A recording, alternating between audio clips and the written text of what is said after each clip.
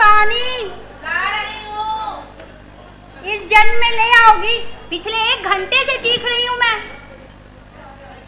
उठकर ले नहीं सकती तू? तेरे सुंदर सुंदर नहीं वो क्या कहते हैं, हाँ हसीन हसीन 5-8 कदम चल नहीं सकते, मैले हो जाएंगे शायद। हाँ हो जाएंगे मैले, तुम्हें उसे क्या?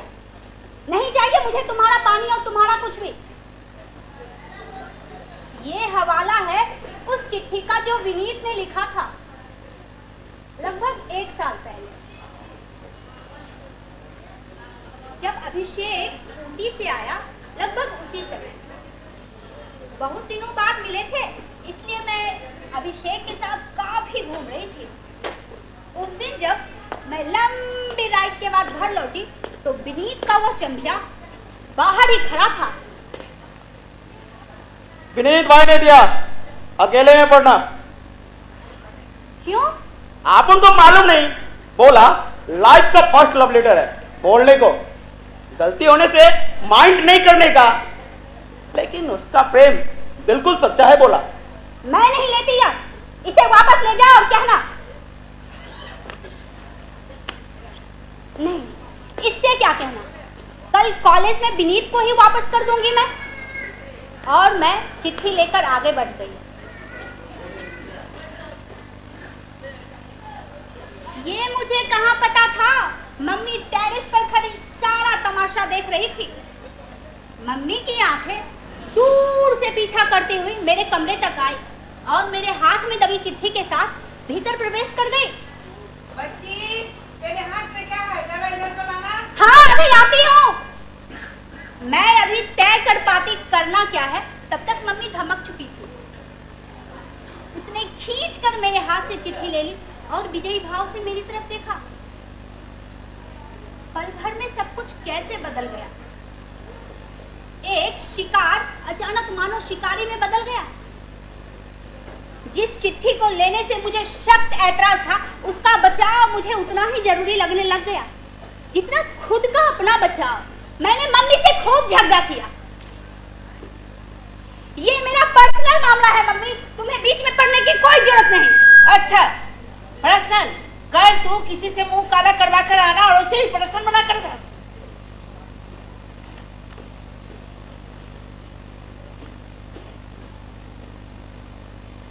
किसी पत्थर की मूरत से मोहब्बत का इरादा है। आपके पांव देखे, इसे जमीन पर मत। घिन आती है मुझे इन संवादों से, अपनी मम्मी की प्रतिक्रियाओं से और शायद अपने आप से भी।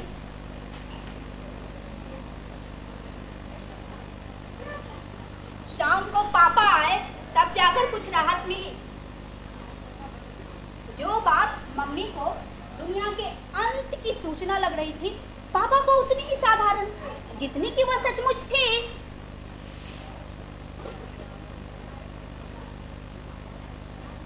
मेरे बालों में उंगलियां फेरते हुए पापा ने वो सारी बातें जान ली जिन्हें बताने के लिए मैं कब से बेचैन चल रही थी और जिन्हें एक बार कह देने भर से मन पूरी तरह शांत हो गया। लेकिन आज पापा को भी क्या हो गया? सुबह से उनकी शक्ल भी देखने को नहीं मिली है। मम्मी ने मुझे बताया, सुबह सुबह मुझे बिस्तर से उठाकर बताया कि वही हुआ जिनका उन्हें डर था। आखिरकार मैंने उनकी नाक कटवा ही दी। अखबार छोड़ गई है ये पढ़ने के लिए, नाक कटी तो कैसे। आपन का नाम अर्पित सर, आपन सर्वोदय में 10वीं क्लास में पढ़ता। मैंने काली को बताया कि अभिषेक का मर्डर आपन ने किया, जो सच है। वह साला अपने आप को तोप समझता था। बार बार मना करने पर भी लतिका को लाइन देता ही रहा। आपन ने दादा से बोला, दादा वो लड़की अच्छी नहीं है, एक साथ दो को घुमाती है। और बुल्लू दादा तो दीवाना है उसका। अब मैं क्या करूं? परसों दोपहर में दादा ने मुझे बुलाया और मुझसे कहा, ए पितू लतिका नहीं मिलेगी तो मैं जी नहीं पाऊंगा। तू चाहे मुझे मार डाल या अभिषेक को खत्म कर दे। मैंने दादा से बोला एक पिस्तौल का बंदोबस्त कर दो, मैं उसे खत्म कर दूंगा। दादा ने बोला कहा करेगा? मैंने कहा जहां जी में आएगा वहीं मारूंगा उसे, इसमें इतना सोचने का क्या है? दादा ने बोला बेवकूफ, मर्डर करनी है, कोई चने नहीं फांकना है, मैं तुझे एक अच्छा जगह बताता हूं। फिर दादा ने जो जगह बताया मैंने वहीं पे मारा उसे। फिर एक रोज उसे चिट्ठी दी जाती, मैं खुद उसे देकर आता हूं। पहले तो नखरे करती है, फिर रख लेती है और बाद में चिट्ठी वापस कर दी जाती है दादा को। दादा खून का घुट पी कर रहता, फिर वो लड़की मिलना जुलना कम कर दी और एक नए मुल्ले को चारा डालने लगा। कैसा लगेगा? बर्दाश्त होगा? छी, घिन आती है मुझे। रोज मिलती है, घूमने जाती है, फिल्में देखती है, अपने पैसों से देखती है, किसी के बाप के पैसों से नहीं देखती। विनीत के साथ घूमने भर से मैं उसकी कोई प्राइवेट प्रॉपर्टी हो गई जैसे। गुस्सा तो अपने ऊपर भी आता है, कैसे कैसे लोगों से दोस्ती की मैंने। सनकी, बेवकूफ, घमंडी और शायद खूनी भी। शायद क्या, इस बात में तो कोई शक ही नहीं कि अर्पित ने जो भी किया विनीत के कहने पर किया होगा। लेकिन इस कहानी में मैं कहां आती हूं? पापा का फोन आया था थोड़ी देर पहले। उन्होंने मुझे बताया इंस्पेक्टर आने वाला है मुझसे पूछताछ करने। मम्मी कहती है मेरी वजह से इस घर में वो सब कुछ हो रहा है जो किसी शरीफ इंसान के घर में कभी नहीं होता। पर मैं पूछती हूँ किया क्या है मैंने?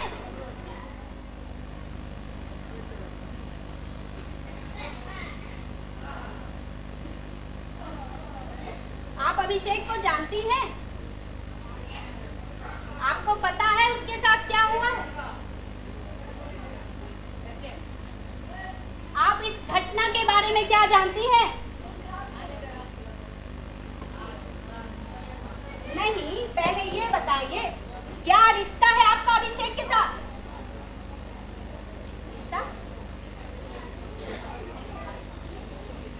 रिश्ता तो कोई भी नहीं देखा जाए। मैं जानती हूँ उसको लंबे अरसे से। बचपन में हम लोग साथ साथ पढ़ते थे, फिर वो ऊटी चला गया बोर्डिंग स्कूल। इंटर के बाद दोबारा कॉलेज में मुलाकात हुई तो अच्छा लगा। मुझे पता है उसके साथ क्या हुआ है। उसे गोली लगी है, वो नर्सिंग होम में है और सीरियस है। अभी तक होश नहीं आया है। उसे देखने जाना है पर मम्मी ने मेरा बाहर निकलना बंद कर दिया है। नहीं नहीं नहीं, ये कहने की जरूरत नहीं। शायद उसे गोली लगी है, वह नर्सिंग होम में और सीरियस। उफ, मैं क्यों डर रही हूँ? जैसे सचमुच मेरी वजह से अभिषेक को गोली लगी है। लेकिन क्या सचमुच मेरा इस घटना से कोई वास्ता नहीं? विनीत ने उसका खून करवाया अपने रास्ते से हटाने के लिए, उस रास्ते से जो मेरी तरफ को आता था। अगर मेरे रास्ते में ना होता तो अभिषेक पर गोली नहीं चलती। विनीत और अभिषेक उसी तरह दोस्त बने रहते जैसे बचपन में। पर बचपन में भी तो मैं थी, हमेशा विनीत और अभिषेक के साथ रहती थी। उसके बार बार मना करने के बाद भी, कई बार पिटने के बाद भी मैं उससे दोस्ती नहीं तोड़ पाती थी।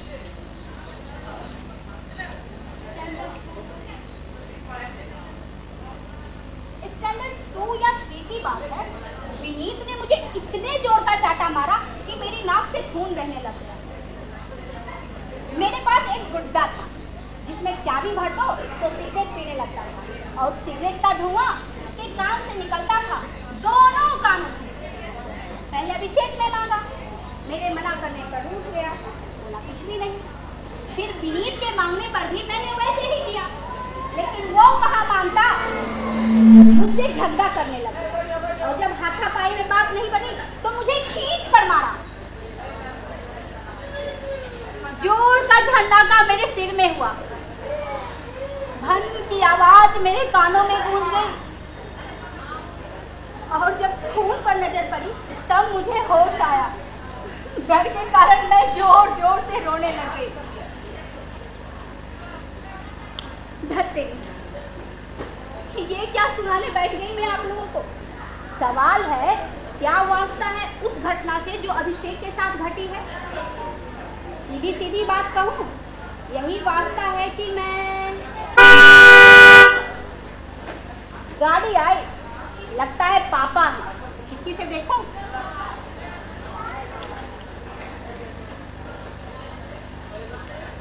पापा है और साथ में इंस्पेक्टर भी। अभी मम्मी आएगी, है से सफेद, और उसे छुपाने की कोशिश में उत्तेजित और क्रोध, ये मत बोल, वो मत बोल, तो समझ कर बोलना और थोड़ी देर बाद रोज होकर बाहर निकल जाना। बच्ची, बेटे नीचे आ जाओ, इंस्पेक्टर साहब आए हैं। मम्मी की आवाज है, इतनी शांत और ठंडी जैसे कुछ हुआ ही ना। पर मुझे पता है सतह के नीचे कितनी उथल पुथल है। अब सब कुछ मुझ पर निर्भर करता है, कितना बताना है, कितना छुपाना है, ये सब कुछ मेरे ऊपर।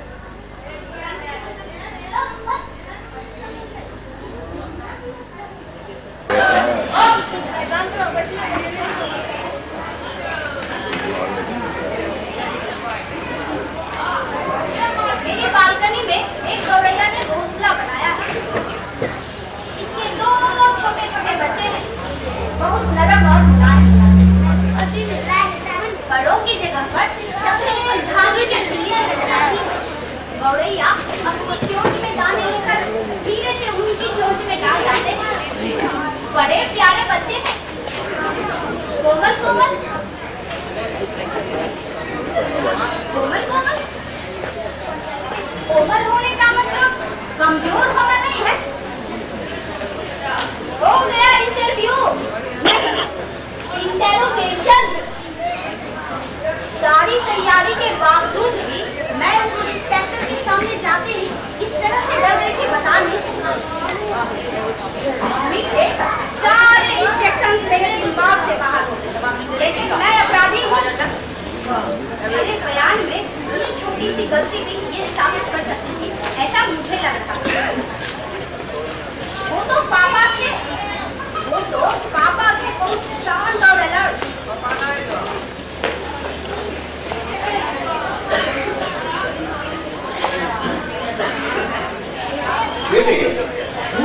ये बोलते हैं जिनके मन में पाप होता है, सिर्फ सच बोलते। क्या नाम लिखती है? लतिका श्रीवास्तव। आप नहीं, उन्हें बताने दो साहब। खरा मतलब तो बोल। मेरा नाम लतिका श्रीवास्तव है। वल्लियत? Father's name? Doctor Keshav Kishore Srivastava. Abhishek को जानते हैं आप? हाँ, मेरी क्लास में पढ़ता है। और ट्यूशन भी साथ साथ पढ़ता है? हाँ, ट्यूशन भी। और विनीत भी? हाँ, विनीत भी पढ़ता है, लेकिन वह बहुत रेगुलर नहीं है। उस दिन ट्यूशन में भी नहीं था। आप बता सकती हैं कि उस रोज क्या हुआ था अभिषेक के साथ? अभिषेक ट्यूशन में था, सर पढ़ा रहे थे, तभी बाहर से किसी की आवाज आई।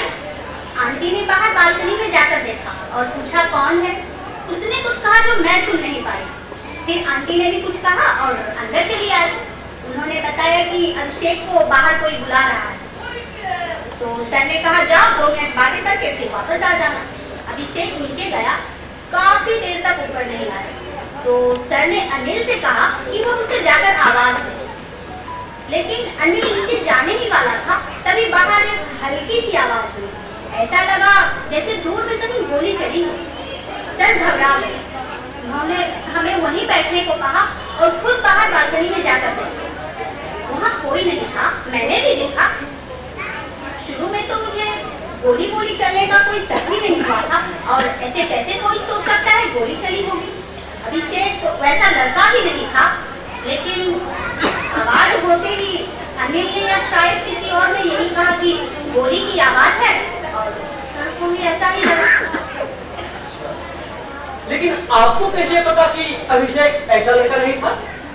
वो बहुत शांत और मिलनसार है, क्लास में सभी के साथ उसके अच्छे संबंध हैं, इसलिए मुझे लगा उसकी किसी से दुश्मनी नहीं हो सकती। विनीत से नहीं? मैं नहीं जानती। अरे क्या नहीं जानती हैं आप तो सब कुछ जानती हैं। अर्पित सरकार को नहीं जानती हैं आप? आराम से बेटे, शांति से सारी बातें सब कुछ बता दो। मैं जानती हूँ अर्पित सरकार, विनीत का चंद नहीं फ्रेंड है, उसके पापा के कंपाउंडर का लड़का है, अक्सर उसके साथ ही रहता है। मैं भी विनीत के साथ ही मिली थी उससे।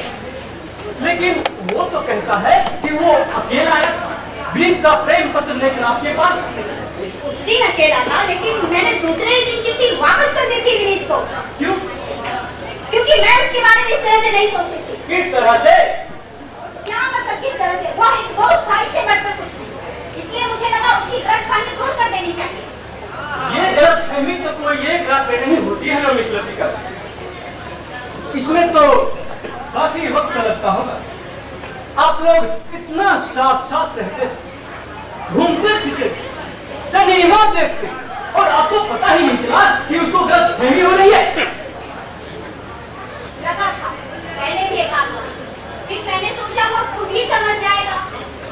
फिर लगा तो मैंने तय किया कि मैं शांति से उसे सारी बातें समझा दूंगी, लेकिन इसी बीच वो चिट्ठी आ गई। तो कहीं ऐसा तो नहीं है कि आपके मन में पहले कुछ और चल रहा था और बाद में कुछ और ही चलने लगा? क्या मतलब? नहीं, मतलब ऐसा भी होता है, इसलिए मैं कह रहा हूँ। सोच समझकर बताइएगा, इसमें कोई बुराई तो नहीं। पुराने जमाने में भी लड़कियों का स्वयंवर होता, प्राचीन भारतीय परंपरा है, फर्क क्या है? लेकिन अभिषेक के साथ भी ऐसी कोई बात नहीं, जैसे विनीत से दोस्ती थी वैसे अभिषेक के साथ नहीं। एक मिनट, आपको पता है आप क्या पूछ रहे हैं? इन बातों का इस केस से क्या ताल्लुक हो सकता है? आपको क्या लगता है मैं कोई उपन्यास लिख रहा हूँ?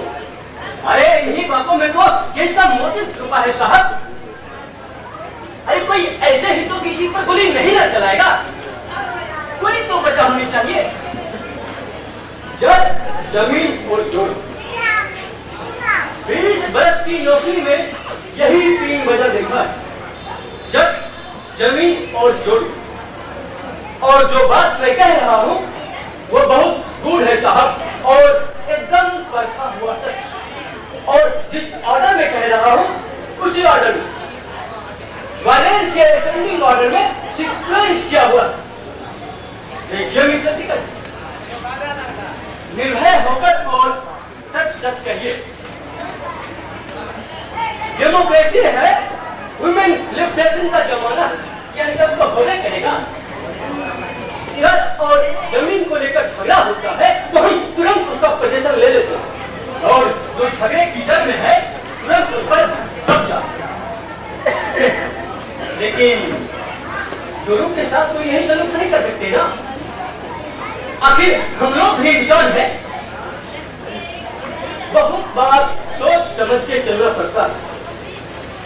देखिए ना टिकट, आप कॉर्पोरेट, हम लोग जल्द ही केस सॉल्व कर देंगे और आपको ये हरासमेंट नहीं झेलना पड़ेगा।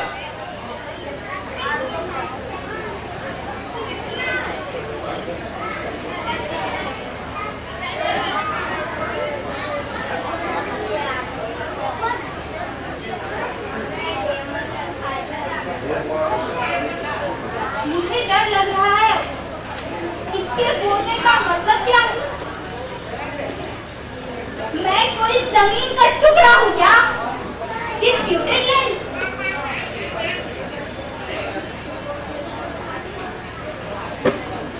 मुझे लग रहा है मेरे बोलने की ताकत खत्म हो रही है।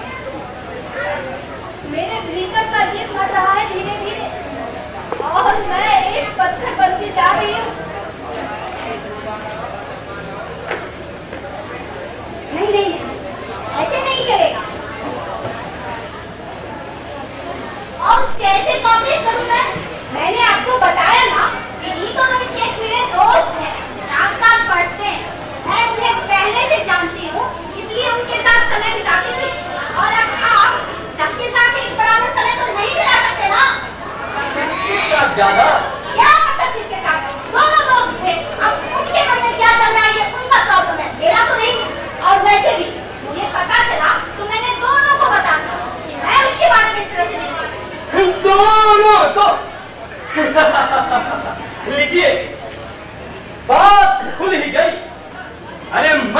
करता था। हाँ, तो अब ये बताइए कि अभिषेक ने आपको लव लेटर कब दिया? कोई ऐसा नहीं किया था, उसने मुझसे बात की। कब? करीब 1 महीना पहले।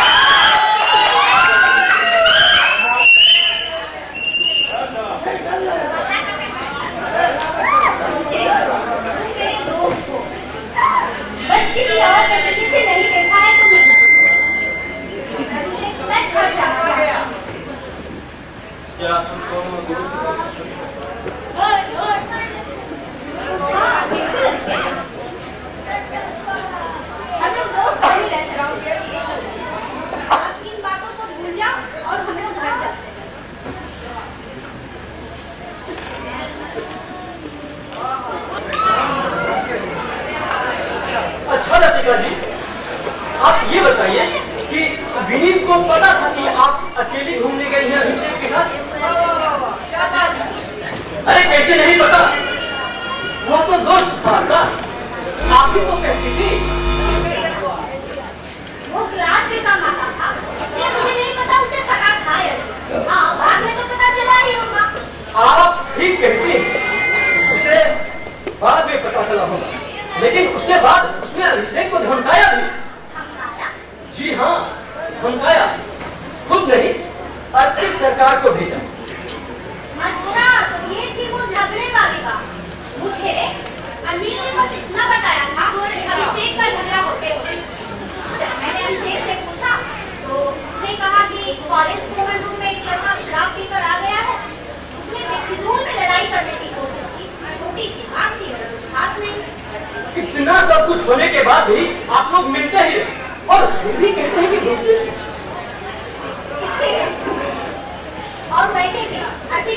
कौन है मेरा फैसला करने वाला? अर्पित नहीं जी, विनीत। वो भी तो दोस्त ही था आपका। अच्छा तो? अरे तो क्या, दोनों को रखा के रखने से ही हुआ नहीं ये सब। ऐसी बेहूदी बात कर रहे हैं आप। सही बात है। कह तो रही है कि उन दोनों लड़कों से इसकी दोस्ती थी का मतलब नहीं समझते हैं आप समझते हैं दोस्ती का मतलब? मर्द औरत में क्या दोस्ती हो सकती है भाई? है?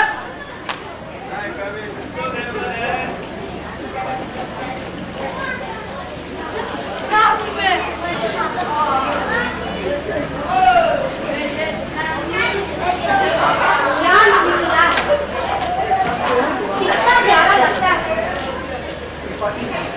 हजारों साल से हम औरतों की तुलना इस चांद से होती रही है। चांद से सुंदर, चांद से प्यारा। अच्छा लगता होगा जब कोई प्रेमी अपनी प्रेमिका से कहता होगा ये सब। लड़के भी तो प्यारे होते हैं, उसे भी तो कहता होगा कोई चांद। पर उससे तो कोई ये भी नहीं पूछता होगा कि आपकी दोस्ती की लिमिट क्या थी।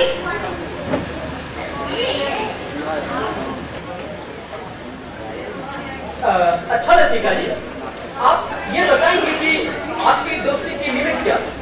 मतलब किस हद तक जाते थे आप लोग? लिमिट बंद। अब आप जाइए। और हाँ, आगे अगर आपको पूछताछ करनी होगी तो आप पहले बता दीजिए, हमारा वकील बात करता है। और तू भी अब अपने कमरे में जा। अब किसी और से मिलने की कोई जरूरत नहीं। God knows what is in store for you.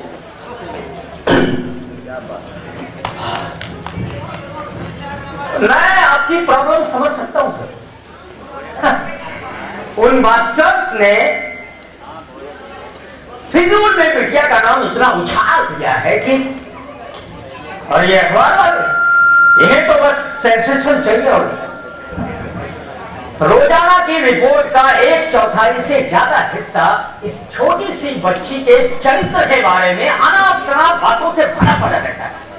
इस लड़की के साथ वहां देखा गया, उसके साथ वहां घूम रही थी। घिन आती है इनकी मानसिकता से। आइए बैठिए। धन्यवाद, बहुत बहुत शुक्रिया। वैसे देखा जाए तो ये केस 307 का है। कंप्लीट कर case of attempt to murder, almost successful murder. बच्चा अभी भी कोमा में है और आप यूं समझ लीजिए कि आउट ऑफ डेंजर नहीं है। सो केस तो है विनीत अर्पित बनाम स्टेट का, पर मुझे भी हायर किया है शुक्ला साहब। बाली कहते हैं मुझे, R.N. Bali. Nice to meet you mister Bali. धन्यवाद। देखिए, मुझे बाहर निकलना है। क्या हम लोग सीधे काम की बात कर सकते हैं? हाँ बिल्कुल बिल्कुल, वही ना। अब देखिए, एक तो इतना ब्रुटल एक्ट और ऊपर से सिंपैथी लेने की कोशिश कर रहे हैं सर। ये इंस्पेक्टर भी उनके हाथ में बिक चुका है। अब तक कुल 5 लाख का ट्रांजैक्शन हो चुका है। अब ये साबित करेंगे कि लतिका का विनीत के साथ अफेयर था और बाद में अभिषेक आकर उसे उड़ा ले गया, तो जो कुछ भी हुआ वो फट लग गया। इससे हमारा केस थोड़ा कमजोर पड़ जाता है। हम एक काम करेंगे, हमें बस साबित ये करना है कि हालांकि विनीत लतिका के पीछे बहुत दिनों से पड़ा था, लेकिन हमारी लतिका का उसके साथ कोई संबंध नहीं। हाँ, इसमें साबित क्या करना है? यही सच। दोनों लड़के उसके क्लास में पढ़ते हैं, इनसे जान पहचान है, दोस्ती है, और क्या, इससे ज्यादा तो कुछ भी नहीं। एग्जैक्टली। पर थोड़ा डिफर करूंगा मैं। एक मामूली सा कानूनी नुक्ता है जिसे आपस में बैठ करके डिस्कस करके उसे फिक्स कर लेंगे। एक नॉवेल कॉज के लिए कहानी को थोड़ा सा ट्विस्ट करना पड़ेगा और फिर बिटिया के नाम से एक FIR लॉन्च कर देंगे। बस मैं नहीं समझ पा रहा हूँ आप कहना क्या चाहते हैं? अभी समझ में आ जाएगा। पहले जरा बिटिया को बुला लिया जाए। तो बेटे का इधर को आना।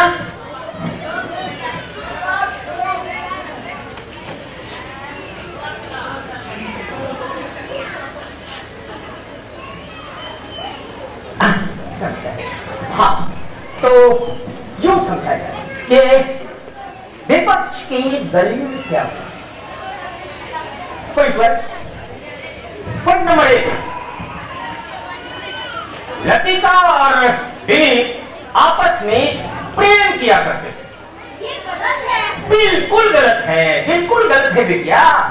ये पर डिफेंस वालों की दलील है, वरना हम सभी जानते हैं कि आपके जैसी ज़हीन लड़की का अब उसके जैसे विनीत जैसे क्रिमिनल्स के साथ आपका कोई संबंध नहीं हो सकता।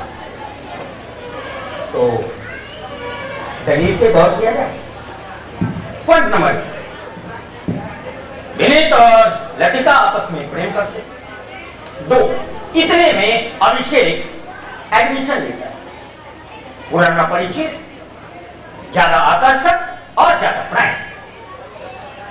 3, ये जानते हुए कि विनीत और लतिका आपस में प्रेम करती है, अभिषेक विनीत की प्रेमिका को बहलाने की कोशिश करता है और उसे कामयाब करता है। 4, पहले तो विनीत उसे समझाने की कोशिश करता है। 5, फिर अपने दोस्त को उसे धमकाने के लिए भेजता है, पहली बार फिर दूसरी बार। 6, प्रोवोकेशन इतना तगड़ा था कि दूसरी बार हॉट ब्लड में गोली चल जाती। गोली चलती है अर्पित सरकार से, विनीत से नहीं।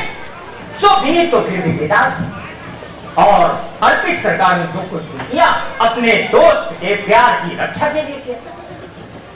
सो ज्यादा से ज्यादा बढ़ते बढ़ते यही कोई 5 साल की सजा, पर जो असल मुजरिम है उसके बेदार बचने के पूरे चांसेस हैं। अब हमारा पॉइंट,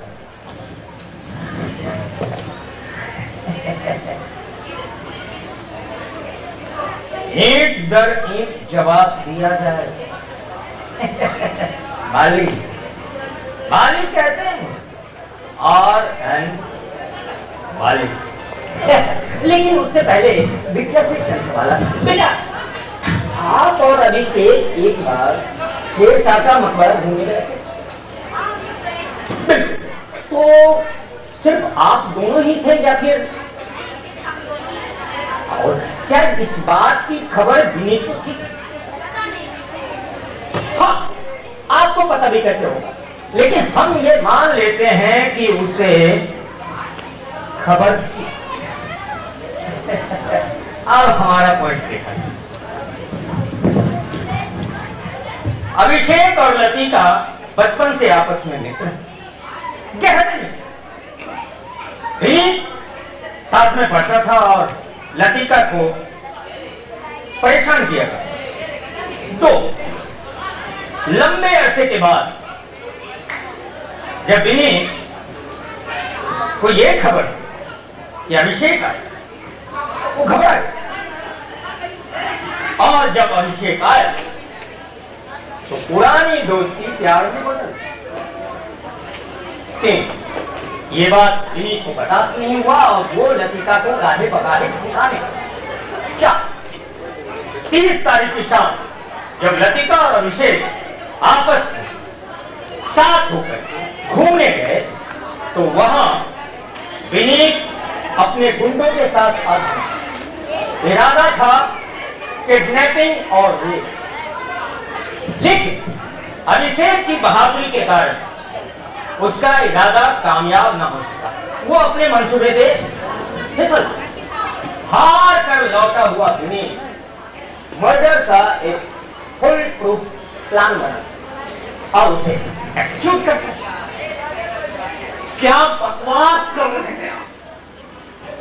यूं ही कम किससे गढ़े जा रहे हैं इस मासूम के खिलाफ कि आप एक कहानी और कहे जा रहे हैं। For a noble cause, sir, इंसानियत की रक्षा का सवाल है। एक खूंखार मुजरिम को सजा दिलाने की बात है। इंसानियत की रक्षा हमेशा हम औरतों की देह पर चढ़कर होती है क्या? हमें ऐसे किस्से कहानियों से कोई मतलब नहीं। अब आप तस्वीर ले जा सकते हैं। मिस्टर श्रीवास्तव, आपकी बेटी की इज्जत बचाने का इसके अलावा कोई दूसरा रास्ता नहीं है। अरे कैसे डिफेंड करेगी वो? इसके साथ भी दोस्ती, उसके साथ भी दोस्ती। अरे कैसे अपने मुंह छुपाएंगे आप? अब आप चलेंगे यहाँ से। जी शुक्रिया। हम तो आए थे आपकी बेटी की इज्जत बचाने, और अगर आपको नहीं चाहिए तो नहीं बचाएंगे। I will see you in the court.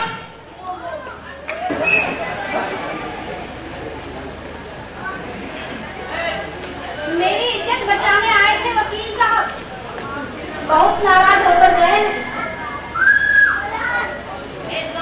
Mummy मुझे मेरे कमरे तक छोड़ने आ गुस्से में थी। शायद कहना चाहती थी बहुत कुछ, पर कुछ देर चुपचाप रहकर चली गई। पापा आए, इतने परेशान मानो कुछ घंटों में कई साल बूढ़े हो गए हों। मुझे शांत करने आए हैं पापा, लेकिन मुझे लगता है शांति की जरूरत खुद उन्हें। घंटों चुपचाप बैठे रहे पापा, कुछ कहने की कोशिश में जैसे बार बार अपने शब्द या अपने विचार पर पुनर्विचार कर रहे हैं। फिर मम्मी आई, इतनी परेशान और पढ़ाती हुई थी जैसे कभी कभी एक छोटा बच्चा अपने बड़ों को देखकर होते हैं ना, कुछ उसी तरह। समस्या का ज्ञान बहुत है, चिंता का सागर बहुत। पापा ने मम्मी को शांत कराते हुए कहा, लेकिन बात दरअसल मेरे लिए। परेशान नहीं होना है, दुनिया खत्म नहीं हो रही है। एक बार यह मामला खत्म हो जाए, फिर हम लोग निकल लेंगे यहाँ से कहीं दूर किसी बड़े शहर में। वहीं है। क्या? यहाँ से चले जाएंगे? शहर छोड़ देंगे हमेशा के लिए? और कोई उपाय नहीं है बेटे। यहाँ रोज कोई इंस्पेक्टर या वकील आता रहेगा तुमसे इस केस के मुताल्लिक एक्सप्लेनेशन लेने। देखा नहीं वो वकील क्या कर रहा था? अब किस चीज की जुबान बंद करेगा? और आप पूरा नहीं चाहिए, इधर डोलने लगने से नहीं चलेगा। बच्ची को कैसे संभालती? नहीं रहने दो। अरे आप जाइए ना, बच्चों की तरह केस करने लगे।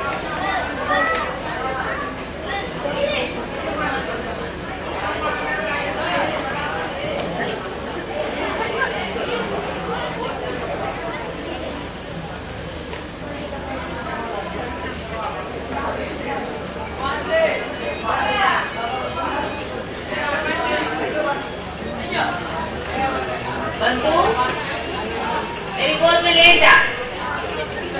मैं तेरा सर दबा दूं। सर तो मेरा सचिन फटाता है। बिट्टू तो मुझे पापा बुलाता है, मम्मी तो बच्ची बच्ची कहती रहती है। आज मम्मी पापा की भाषा क्यों बोल रही है? बेटा, पूरा मत मान। क्या है? आसान है बेटा।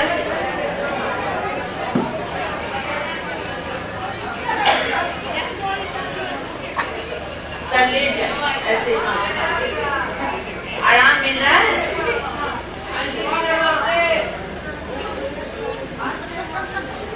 पूरा मत मान बेटा, तेरे भले की चिंता है मुझे। तेरे पापा को भी तेरी भी दिखा रही है। पूछो ना तो, पूछती हूँ बात सिर्फ मेरे तक नहीं है बेटा, लेकिन झूठ मत बोलना। तूने कोई बुरा काम तो नहीं किया ना? बुरा काम माने? कभी नहीं किया अभिषेक के साथ, कोई तो नहीं ना कभी?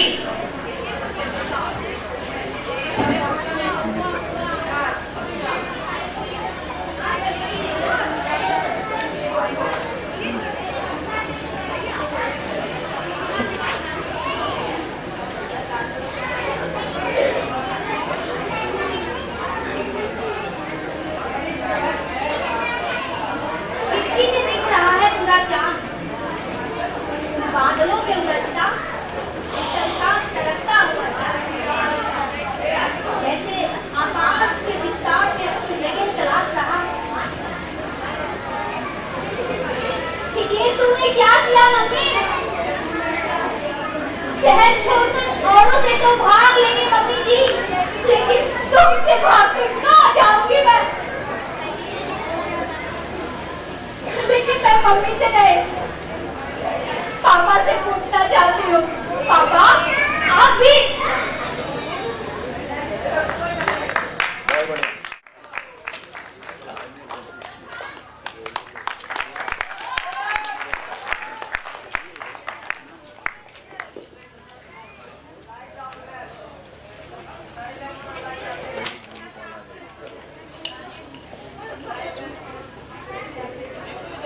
हेलो। तो ये थी हमारी प्रस्तुति चांद, जमीन का टुकड़ा और मैं। मंच पे हमारे साथ जो कलाकार उपस्थित थे, मैं उनसे आपका परिचय करवा दूं और फिर हम मंच पर भी हमारे जो साथी कलाकार नीचे काम कर रहे हैं उन्हें भी हम आमंत्रित करते हैं कि वो भी मंच पर आ जाएं।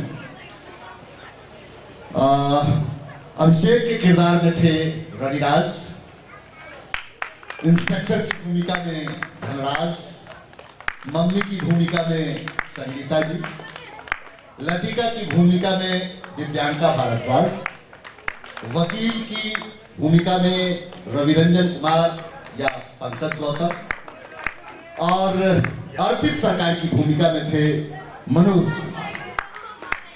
और लतिका के पिता की भूमिका में मैं खुद था। मैं आमंत्रित करना चाहूंगा इस नाटक के निर्देशक और प्रकाश का संचालन, प्रकाश और साउंड का संचालन कर रहे थे इस नाटक के निर्देशक और इस संस्था के सचिव हरिशंकर गुप्ता। मैं उन्हें भी इस मंच पर आमंत्रित करना चाहता हूं।